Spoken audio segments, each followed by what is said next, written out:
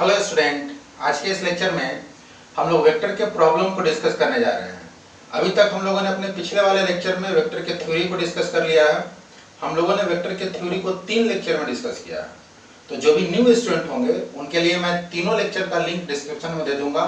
उस लिंक के माध्यम से पहले उस थ्योरी को आप अच्छे से समझेंगे और तब प्रॉब्लम बनाएंगे तो ज़्यादा अच्छे तरीके से समझ में आएगा।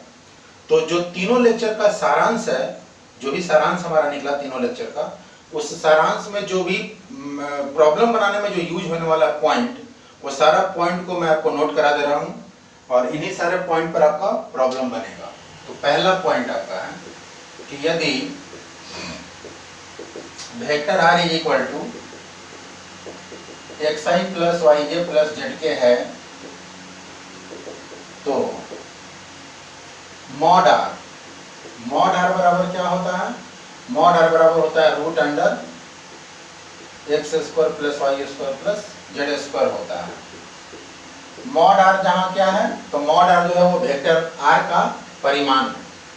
सेकंड, वेक्टर आर का अदिश घटक, वेक्टर आर का अदिश घटक एक्स वाई जेड होता है।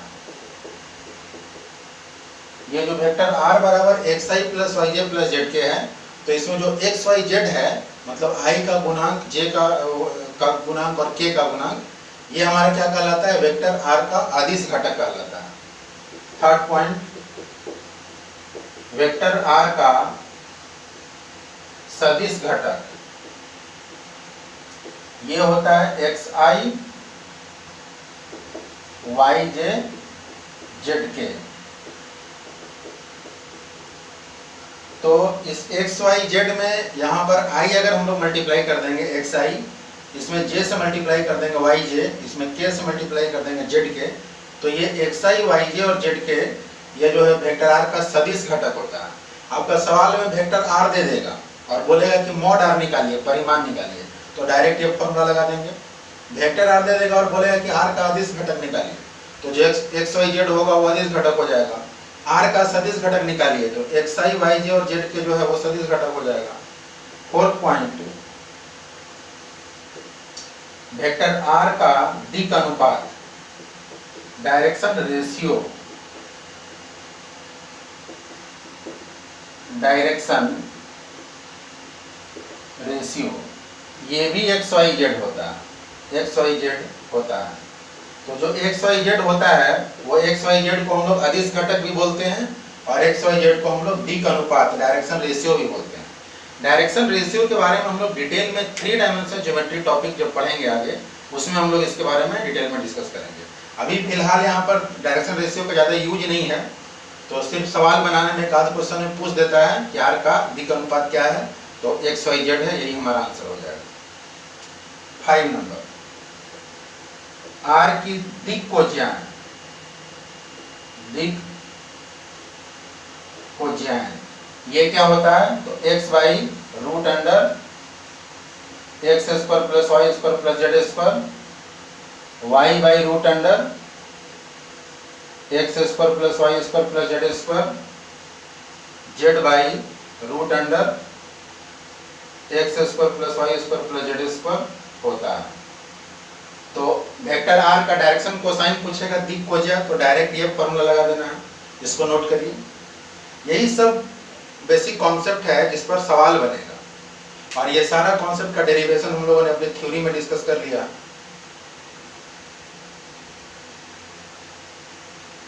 चलिए,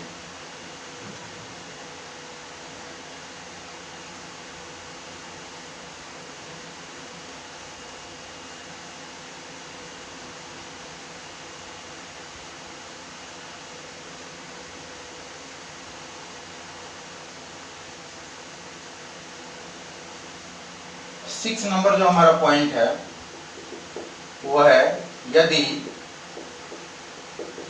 बिंदु P का नियामक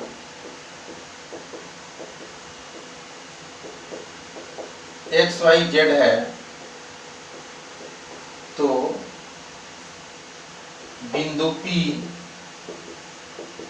का स्थिति सदिश एक्स आई कैप प्लस वाई जे कैप प्लस जेड के कैप होता है तथा इसे वेक्टर ओपी से सूचित किया जाता है।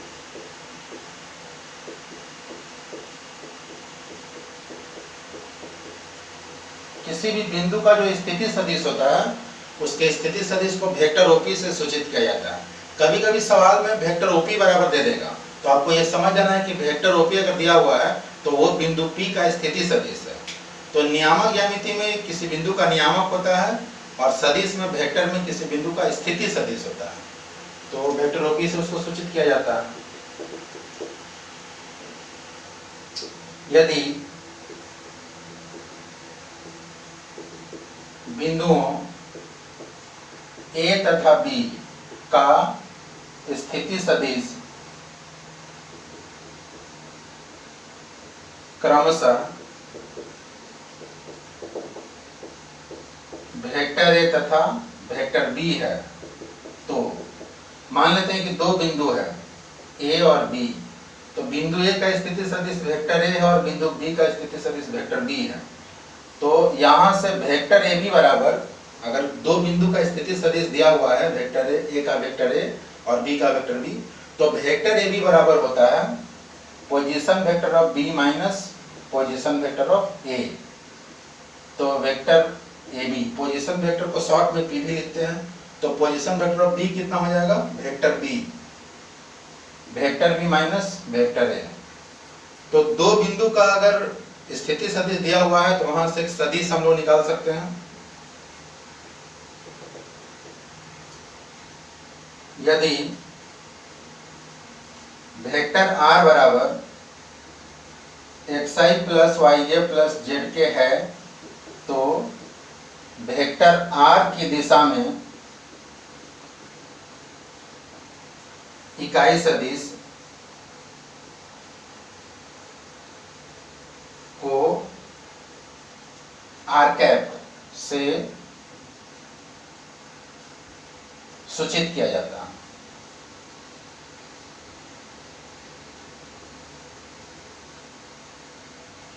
और r कैप का फॉर्मूला होता है vector r divided by mod r। तो वेक्टर r कितना हो जाएगा, xi plus yj plus zk और डिवाइडेड बाई मॉड r कितना होगा, तो root under X square plus Y square plus Z square. इसको नोट करिए।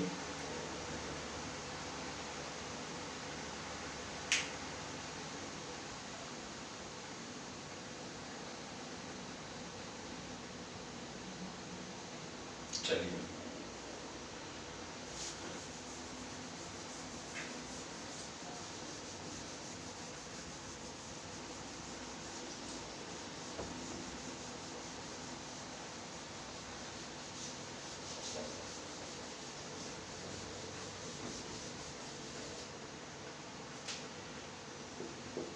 नाइन नंबर, यदि वेक्टर ए तथा वेक्टर बी समांतर सदिश होंगे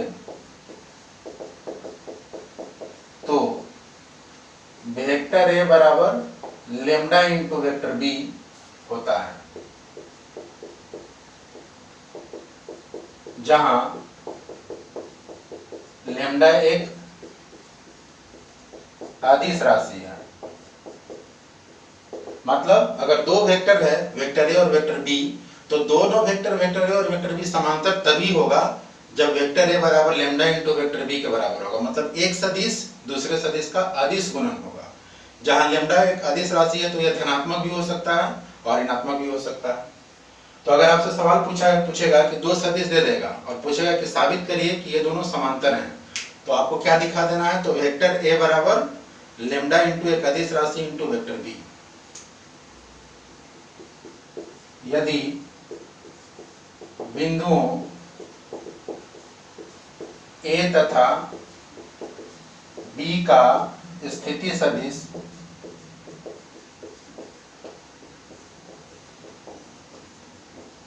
क्रमशः वेक्टर A तथा वेक्टर B है, दो बिंदु है, एक बिंदु ए दूसरा बिंदु बी। तो ए का स्थिति सदिश वेक्टर ए है और बी का स्थिति सदिश वेक्टर बी है। तो P कोई बिंदु है जो रेखाखंड AB को m×n के अनुपात में अंतः विभाजित करता है। तो P का जो स्थिति सदिश होगा पोजीशन वेक्टर ऑफ P, ये बराबर हो जाएगा mb plus na divided by m plus n। और अगर ये P बिंदु बाह्य विभाजन करेगा तो mb minus na by m plus n होगा। तो यही सब बेसिक कॉन्सेप्ट है जिस पर कि वेक्टर का सवाल अभी तक जो हम लोगों ने थ्योरी पढ़ा है, उस थ्योरी का जो मेन सारांश हमारा निकला जिस पे सवाल बनेगा वो यही सब पॉइंट है। तो यही 10 पॉइंट पे जो 10 पॉइंट हमारा हुआ, इसी 10 पॉइंट पे आपका सवाल बनेगा।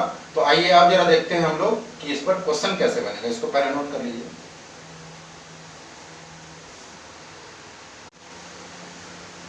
तो ये हमारा पहला क्वेश्चन है। पहले इस सवाल को आप नोट करिए। यदि वेक्टर a बराबर i plus 2j plus 2k है, तो इसमें इतना सारा सवाल है, एक ही सवाल में बहुत सारा सवाल हमारा क्लियर हो जाएगा। तो इसमें पहला सवाल है कि यदि वेक्टर a बराबर i plus 2j plus 2k है, तो इसका पहला भाग है कि वेक्टर a का परिमाण निकाले।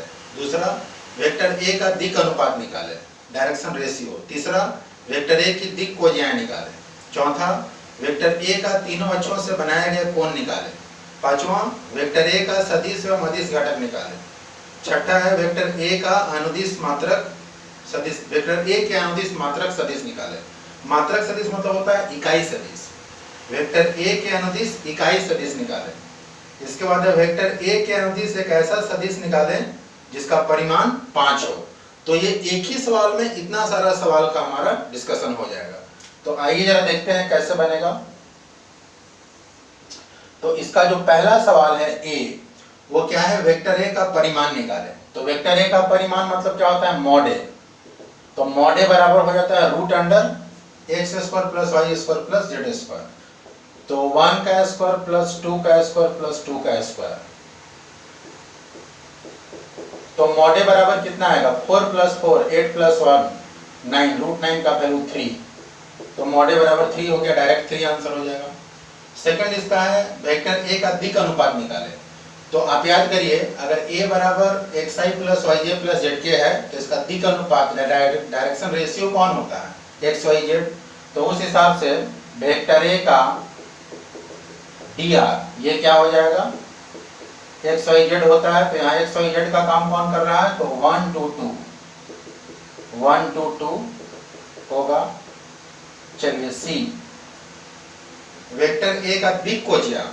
तो वेक्टर a का दिक् कोज्या क्या होता है, तो x by root under X square plus Y square plus Z square. तो उस हिसाब से वेक्टर a का dc क्या हो जाएगा, तो यहाँ x का काम कौन कर रहा है, 1। तो 1 बाई और root under X square plus Y square plus Z square का वैल्यू ही ना हमारा 3 है। तो ये हो जाएगा 1/3। अगला हो जाएगा y by root under X square plus Y square plus Z square. तो y का काम कर रहा है 2। तो 2 बाई और root under X square plus Y square plus Z square. तो यही root under X square plus Y square plus Z square का वैल्यू 3 है। तो 2/3 हो जाएगा। और अगला हो जाएगा z by root under X square plus Y square plus Z square. तो z का काम यहाँ 2 कर रहा है, तो 2/3।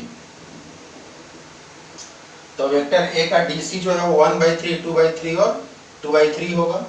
अगला क्या है, तो वेक्टर a का तीनों अक्षों से बनाया गया कोण निकालें। इसको पहले नोट करिए।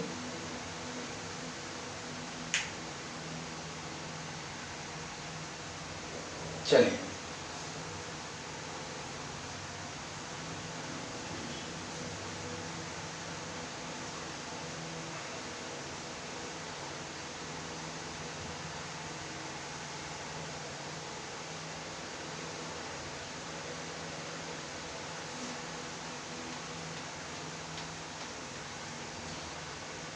चलिए जो हमारा D है वो क्या है, तो वेक्टर A का तीनों अक्षों से बनाया गया कोण। तो अब आप ये बताइए कि किसी वेक्टर का अक्षों से बनाया गया कोण का कॉन्सेप्ट कहाँ मिलता है, तो वो मिलता है डायरेक्शन कोसाइन से, दिक् कोज्या। तो दिक् कोज्या क्या होता है किसी भी सदिश का, तो कॉस अल्फा कॉस बीटा और कॉस गामा। जहाँ अल्फा बीटा गामा क्या है, तो उस सदिश का x अक्ष y अक्ष और z अक्ष से बनाया गया कोण। तो बताइए कि जो DC निकला वेक्टर A का, ये DC किसका वैल्यू निकला, तो ये 1/3 जो है वो कॉस अल्फा का वैल्यू निकला, तो कॉस अल्फा बराबर 1/3, तो अल्फा बराबर कॉस इनवर्स 1/3। ये जो 2/3 निकला, ये कॉस बीटा बराबर 2/3, तो यहां से बीटा बराबर कॉस इनवर्स 2/3, और वो जो 2/3 निकला वो cos gamma, gamma is equal to cos inverse 2/3। आप याद करिए, जो डायरेक्शन कोसाइन का कॉन्सेप्ट था वो क्या था, पिछले वाले लेक्चर में मैंने बताया था कि किसी भी सदिश का डायरेक्शन कोसाइन जो होता है वो क्या होता है, दिक्कोजा। तो उस सदिश का एक्स अक्ष, वाई अक्ष और जेड अक्ष से बनाया गया कोण, और उसी का डेरिवेशन हम लोग का ये आया था। तो यहाँ पर अगर डीसी पूछेगा तो डायरेक्ट यही आंसर हो जाएगा, लेकिन अगर ये पूछेगा कि बताइए कि उसका अक्षों से बनाया गया कोण निकालें, तो हम लोग इसको कॉस अल्फा, कॉस बीटा और कॉस गामा के बराबर कर देंगे। ई नंबर 5वां, तो ये क्या है, वेक्टर ए का अदिश एवं सदिश घटक निकालें। तो बताइए कि वेक्टर ए का अदिश घटक कौन हो जाएगा। तो अगर कोई vector xi plus ya plus zk के रूप में है, तो x y z जो है वो उसका अदिश घटक होता है। तो इसका अदिश घटक 1 2 2 होगा, और सदिश घटक क्या हो जाएगा, वेक्टर ए का सदिश घटक, तो इसमें i jk लगा देंगे, तो i 2j और 2k होगा। चलिए एफ नंबर हमारा सवाल क्या है, तो वेक्टर ए के अनुदिश एक मात्रक सदिश निकालें।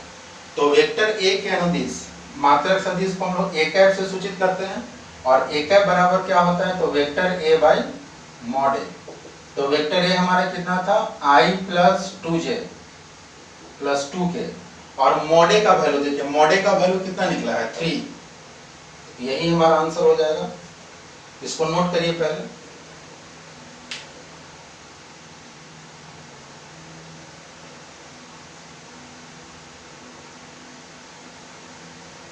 चलिए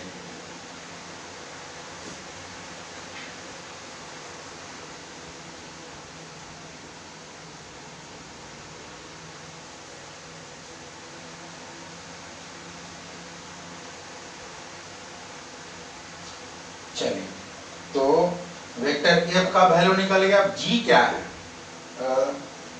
एफ में जो सवाल नंबर एफ था उसमें ए कैप निकल गया, ए कैप बराबर हो गया वेक्टर ए बाई मॉड ए, इसका वैल्यू निकल गया। अब जो हमारा जी सवाल है वो क्या है, जी सवाल है कि वेक्टर ए के अनुदिश एक ऐसा सदिश निकाले जिसका परिमाण 5 हो।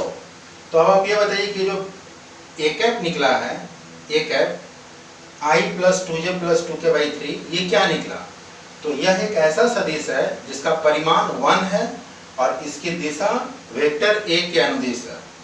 ये एक ऐसा सदिश है, तो ये एक ऐसा सदिश है जिसका परिमाण कितना है 1, मैग्नीट्यूड 1 है, और इसका जो दिशा है वो किसके अनुदिश है, वेक्टर ए के अनुदिश।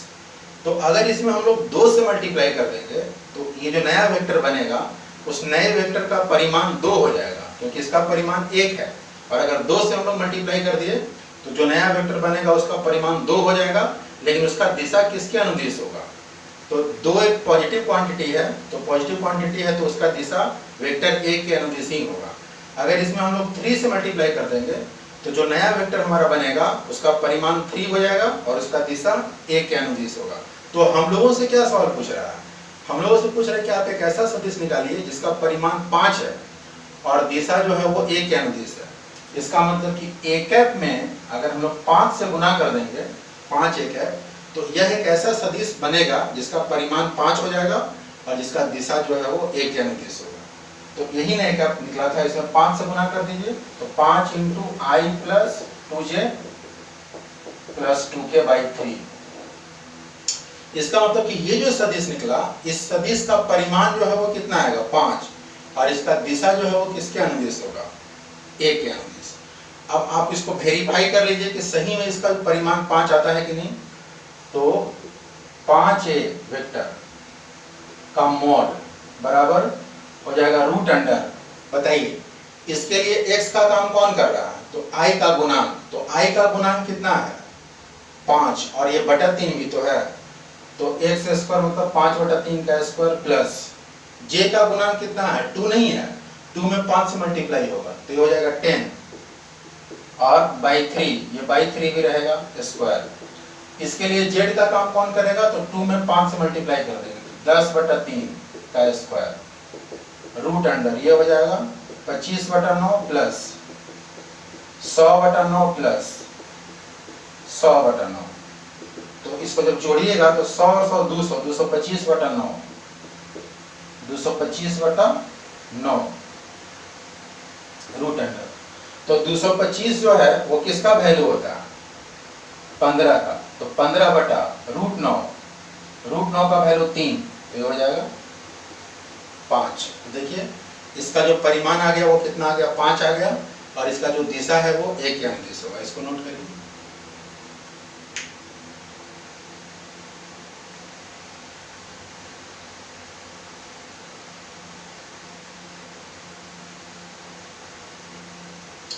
चलिए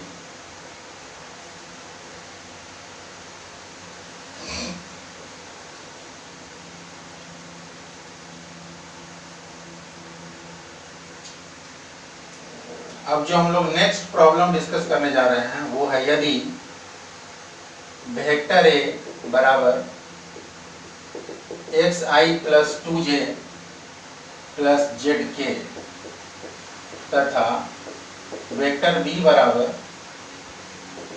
2i plus yj plus k समान सदिश हैं, तो एक्स वाई जेड का मान निकालें। चलिए ये तो बहुत ही आसान सवाल है। दो वेक्टर दिया हुआ है, वेक्टर ए और वेक्टर बी, और ये दोनों कैसा है, समान सदिश। समान सदिश का मतलब हुआ वेक्टर ए बराबर वेक्टर बी। तो अब यहाँ वेक्टर ए लिखिए xi plus 2j plus zk is equal to vector B 2i plus yj plus k।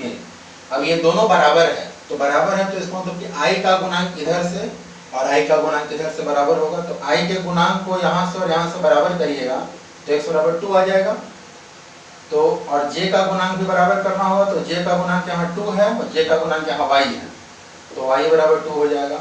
और k का गुणांक भी बराबर करना पड़ेगा, तो k का गुणांक यहाँ z है और k का गुणांक यहाँ 1 है, तो z बराबर 1। तीनों वैल्यू निकल गया, क्योंकि जब बराबर है तो दोनों का i का गुणांक इधर में और उधर से बराबर होना चाहिए, j का गुणांक भी बराबर होना चाहिए और k का गुणांक भी बराबर होना चाहिए। नोट करिए इसको।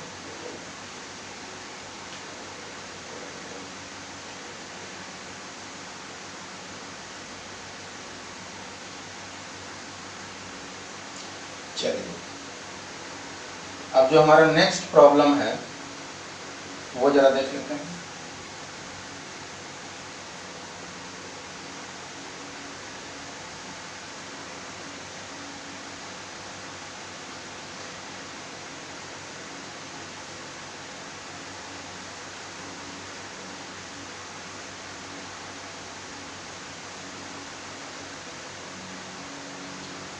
नंबर सवाल है यदि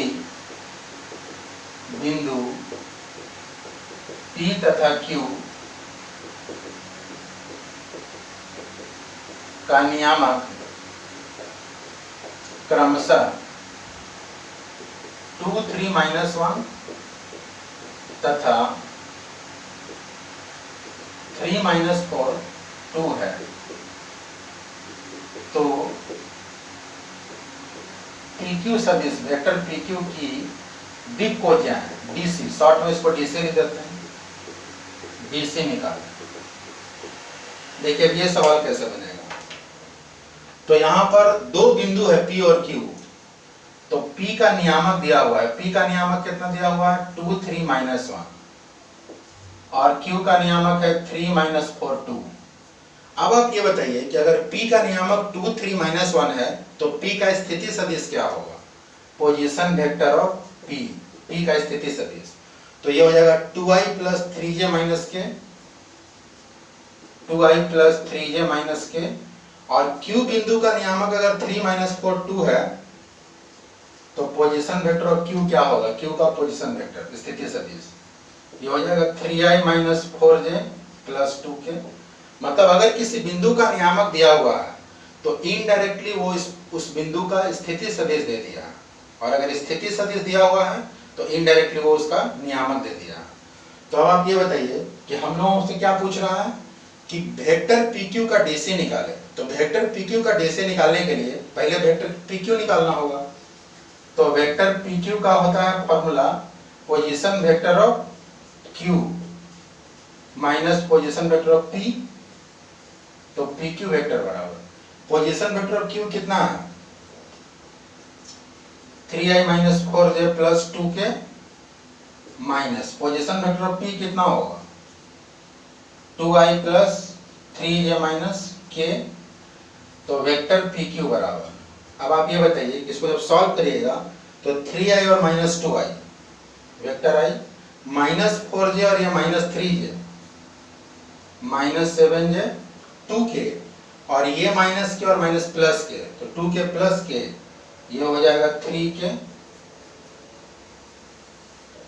तो अब आप ये बताइए कि जब वेक्टर PQ निकल गया, वेक्टर PQ बराबर कितना निकल गया i minus 7j plus 3k, तो PQ का DC क्या होगा वेक्टर PQ का DC ये क्या होता है तो x by root under X square plus Y square. तो x का काम यहाँ कौन कर रहा है 1, तो 1 by root under X square, तो 1 का स्क्वायर 1 प्लस वाई स्क्वायर तो माइनस 7 का स्क्वायर 49 प्लस जेड स्क्वायर 3 का स्क्वायर 9।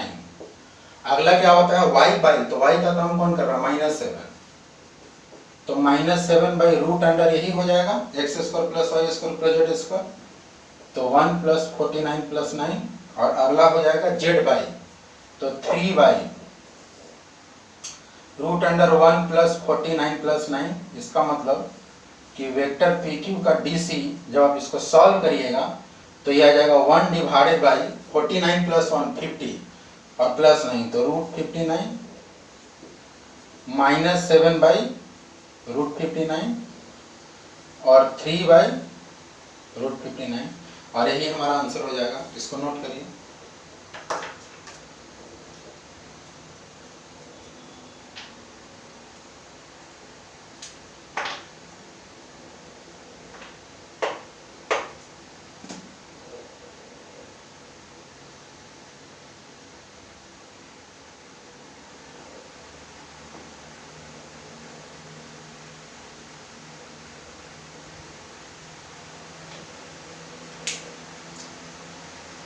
चलिए अब जो हमारा नेक्स्ट प्रॉब्लम है वो जरा डिस्कस कर लेते हैं।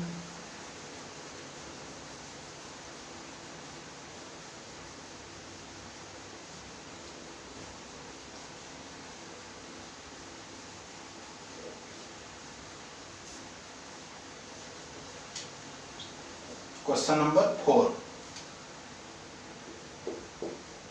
यदि वेक्टर OP बराबर 3i माइनस 2j तथा वेक्टर OQ बराबर i प्लस j है तो बिंदु R का स्थिति सदिश निकालें जो रेखाखंड PQ को 2:3 के अनुपात में, दो भाग में सवाल, पहला अंतः विभाजित अंतः B बाह्य विभाजित करता है। अब आप ये बताइए कि ये सवाल कैसे बनेगा। यहाँ वेक्टर OP मतलब क्या है, तो ये देखिए सवाल को यहाँ पर थोड़ा सा घुमा दिया।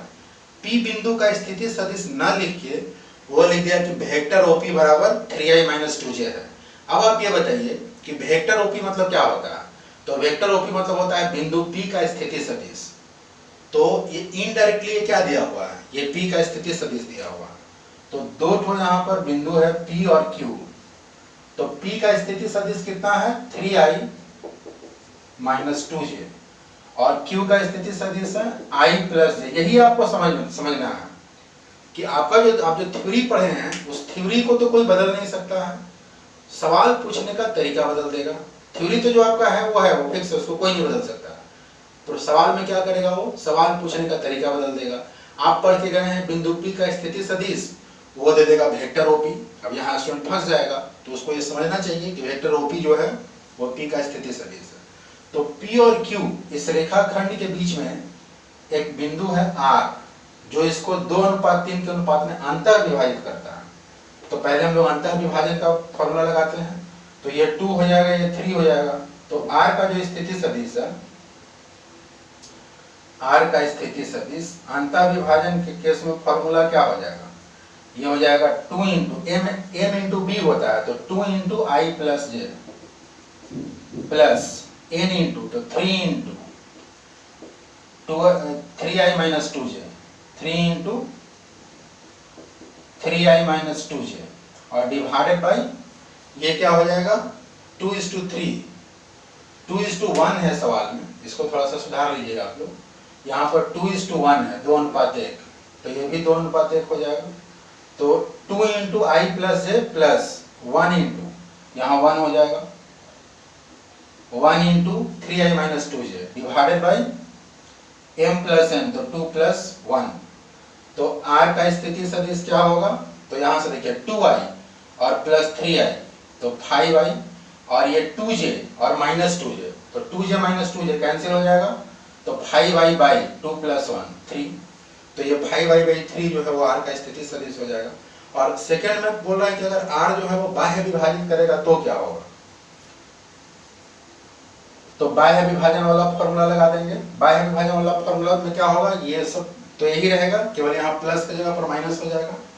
तो ये हो जाएगा 2 into I plus J minus 3i minus 2j divided by, यहाँ भी 2 प्लस 1 है तो 2 माइनस 1 हो जाएगा।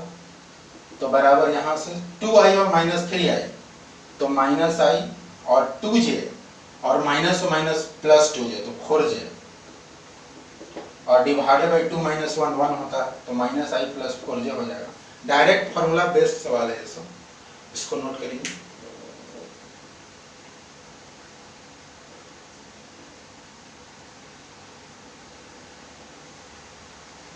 चलिए, जो आपका नेक्स्ट प्रॉब्लम है वो जरा हम लोग देख लेते हैं।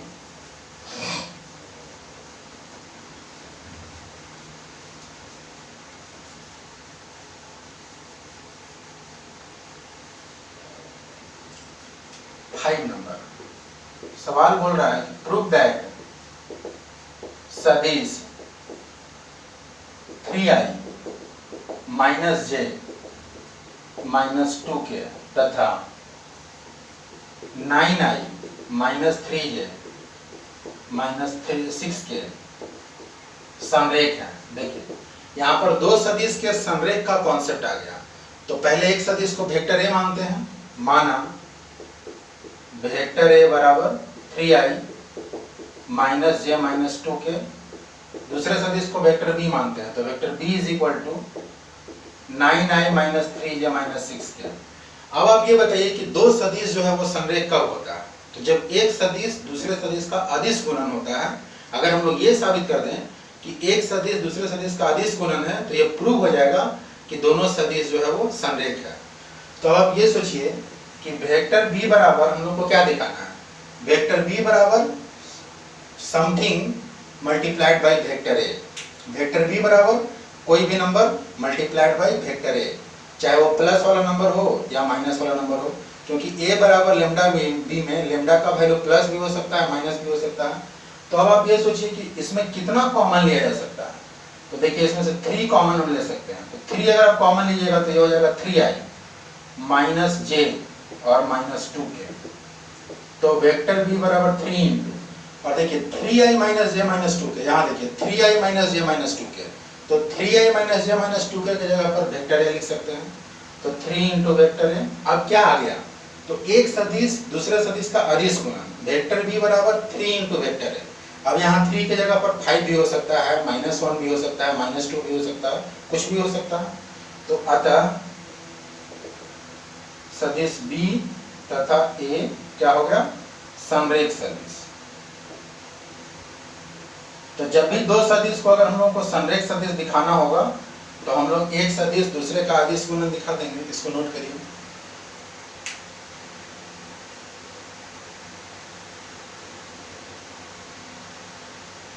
चलिए अब जो नेक्स्ट प्रॉब्लम है हमारा वो जरा देख लेते हैं क्या है।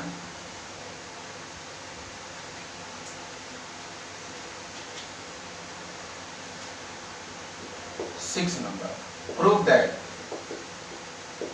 बिंदु ए बी सी जिनके स्थिति सदिश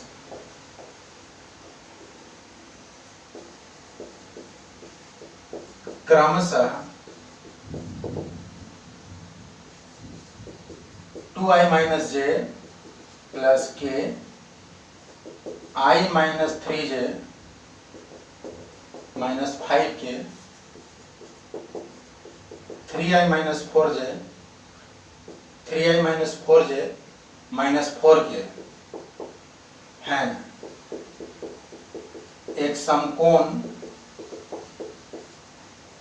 त्रिभुज के शीर्ष हैं। चलिए यही सवाल है। तो इसमें क्या है, तीन बिंदु दिया हुआ है ए बी और सी और तीनों बिंदु का स्थिति सदिश दिया हुआ है। ये स्थिति सदिश है मतलब नियामक दिया हुआ है। तो हम लोगों को प्रूव करना है कि जो तीनों बिंदु है वो एक समकोण त्रिभुज के शीर्ष है। तो यहाँ पर एक त्रिभुज है ए बी सी। तो ए का स्थिति सदिश कितना है, 2i - j प्लस के। बी का स्थिति सदिश है i - 3j - 5k और सी का स्थिति सदिश है 3i - 4j - 4k। अब आप ये बताइए कि समकोण त्रिभुज, कोई भी त्रिभुज समकोण कब होगा।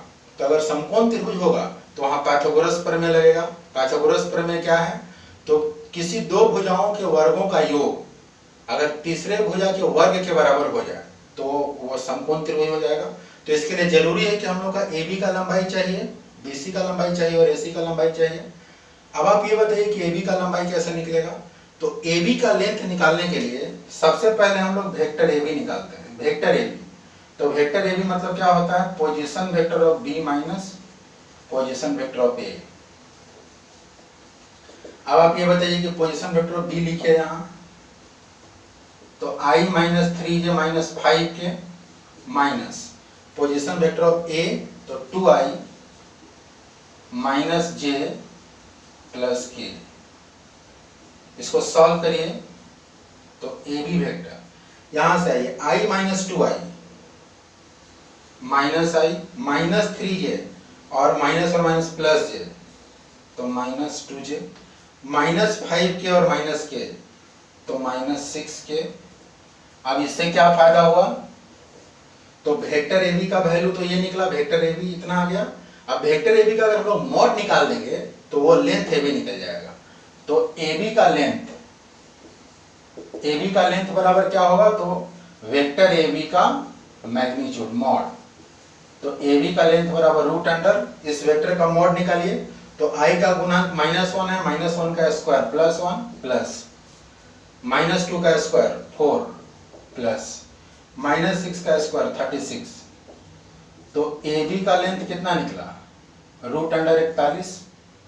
ये कहां से आया, तो मॉड का फॉर्मूला होता है √x² + y² + z²। इसको नोट करिए। तो AB का लंबाई निकल गया।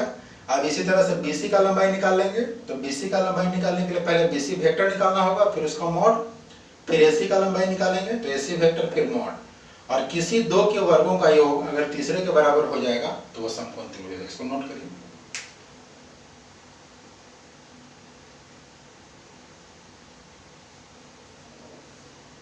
चलिए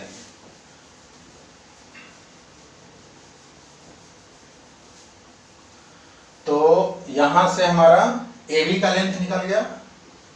अब हम लोगों को BC वेक्टर निकालना होगा, BC का लेंथ निकालने के लिए। तो BC वेक्टर मतलब होता है position vector of C minus position vector of B। तो बराबर हो जाएगा पोजीशन वेक्टर ऑफ C कितना है, तो 3i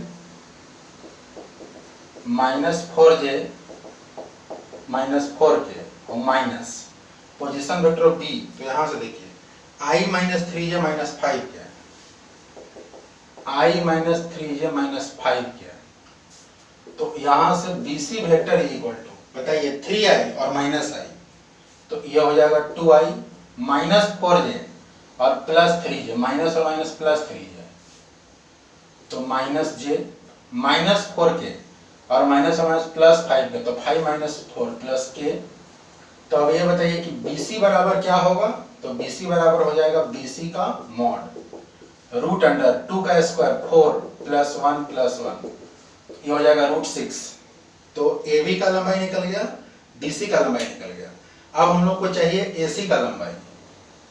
तो AC का लंबाई निकालने के लिए हम लोगों को AC वेक्टर निकालना होगा पहले। तो AC वेक्टर बराबर क्या होगा, position vector of C minus position vector of A। तो AC vector position vector of C, तो देखिए पोजीशन वेक्टर ऑफ C यही ना है, पोजीशन वेक्टर ऑफ C है 3i - 4j - 4k, तो 3i - 4j - 4k और minus position vector of A। तो यहां से देखिए पोजीशन वेक्टर ऑफ A, तो यही है 2i - j + k, 2i - j + k। इसको सॉल्व करिए,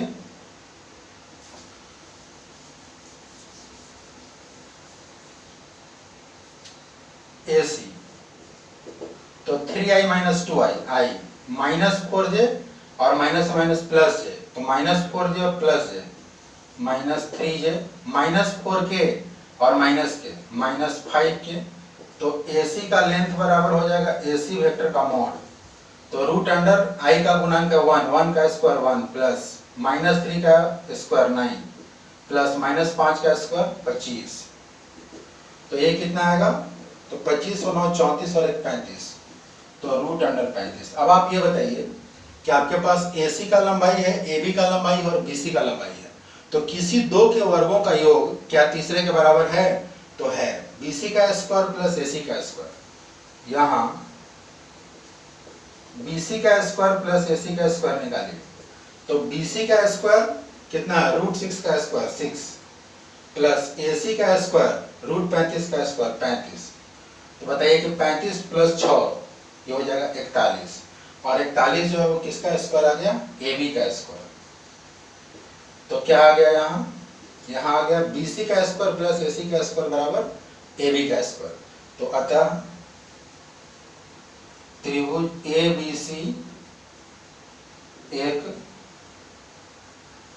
समकोण त्रिभुज है, इसको नोट करिए।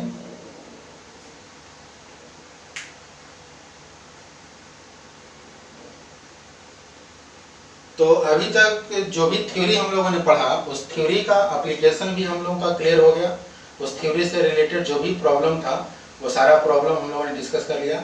अब ये जो प्रॉब्लम आज आप लोग डिस्कस किए, इसके आधार पर एनसीईआरटी का क्वेश्चन एक्सरसाइज 10.2, एनसीईआरटी का एक्सरसाइज 10.2, ये सारा इसका प्रॉब्लम बन जाएगा। 10.2 का ऑल जो भी प्रॉब्लम है वो सारा प्रॉब्लम आप एक बार बैठिएगा और सारा प्रॉब्लम आप बना लीजिएगा। इसके अलावा अगर आप केसी सिन्हा का प्रॉब्लम बनाना चाहते हैं तो केसी सिन्हा का जरा देख लेते हैं एक्सरसाइज कौन सा।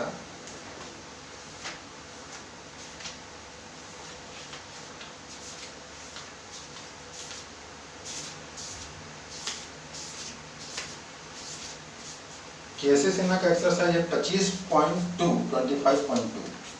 तो 25.2 का